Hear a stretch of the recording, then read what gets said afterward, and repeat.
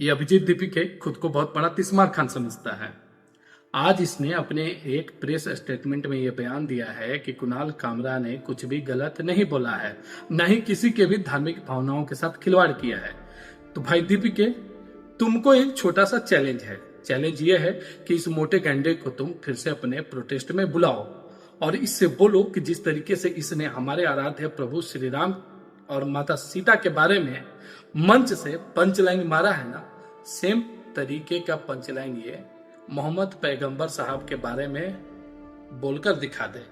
मैं पूरे यकीन के साथ बोल रहा हूं दीपिके कि ऐसे बयान के बाद इस देश का मुसलमान तुम्हारे इस प्रोटेस्ट में तुम्हारे साथ खड़े नहीं रहेंगे, क्योंकि इस देश का मुसलमान अपने आराध्य अपने भगवान का कद्र करना जानते हैं।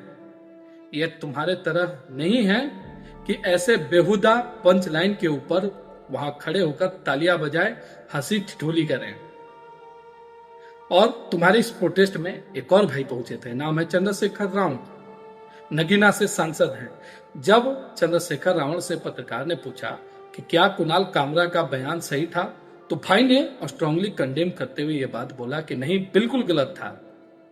कभी भी ऐसे मंच से धार्मिक भावनाओं को नहीं भड़काया जा सकता है, न ही धार्मिक भावनाओं को आहत किया जा सकता है। अगर आपको कॉमेडी करनी है तो जाइए कॉमेडी शो में, यहां कॉमेडी मत कीजिए।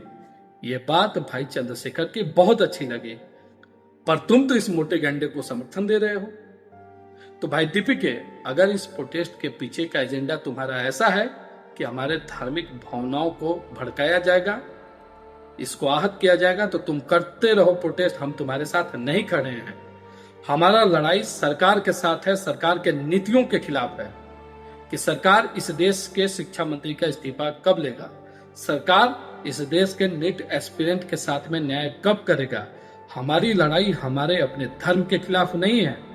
अगर तुम हमारे आराध्य श्री राम के खिलाफ जाओगे तो हम तुम्हारे साथ नहीं खड़े हैं। दीपिके सुन लो, इस देश में और भी प्रोटेस्ट हुए हैं जहां ऐसे लिब्रांडू प्रोपेगेंडिस्ट पहुंचते हैं और टीआरपी के चक्कर में उस पूरे आंदोलन का सत्यानाश करा देते हैं। किसान आंदोलन में भी ऐसे लोग पहुंचे थे। धन्य हो कि इस देश में पंजाब और हरियाणा से आने वाले मजबूत किसान हैं, जिनका इरादा सरकार के तमाम षड्यंत्रों के बाद भी बिल्कुल नहीं हिला और वो डटे रहे। आखिर में सरकार को किसान बिल वापस लेना पड़ा। तो मुद्दों के साथ लड़ाई होनी चाहिए। लड़ाई इस तरीके से किसी एक धर्म को आहत करके नहीं होनी चाहिए। अगर तुम्हारा कुछ ऐसा एजेंडा है तो भाई तुम करते रहो आमरण अनशन, हम तुम्हारे साथ नहीं खड़े हैं। बाकी जय श्री राम।